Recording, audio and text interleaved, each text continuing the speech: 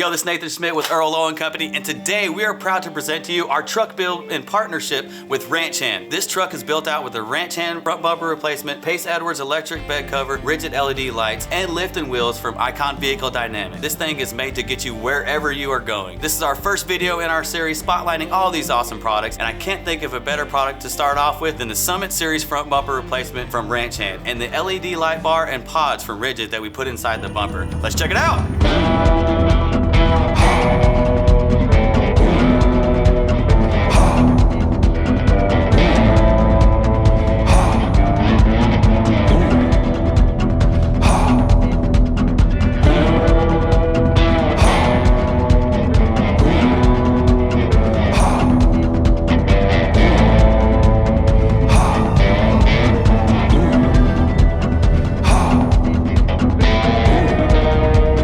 Series bumper is tough. It's built with 12 gauge diamond plate steel to stand up to whatever you use it for. It's sturdy as can be, but it's still lightweight enough to not have a major effect on fuel efficiency. This bumper package comes as one piece and mounts directly onto your truck's frame, making for exceptional stability and an easier install. And this particular Summit front bumper is finished off with a tough black coat finish for protection. Additional options are the H2R receiver, rubber upright pads, and a stylish black matte finish. Next, we got this SR Series 30-inch light bar with Amber Pro lens. This thing is bright, specifically designed to cut through high dust, smoke, and other low visibility conditions that the road, field, or pasture may throw at you. The amber light lens is designed to help you see further than traditional white lighting allows. Last but not least, we have these D-Series Pro SAE white fog lights. These long-range, high-intensity lights are a great addition to the Summit Series bumper because they not only look good, but they also help out in low visibility conditions while still being legal for use on the streets. And that's it for this video. Don't forget to tune in next week to see what we have in store for our next episode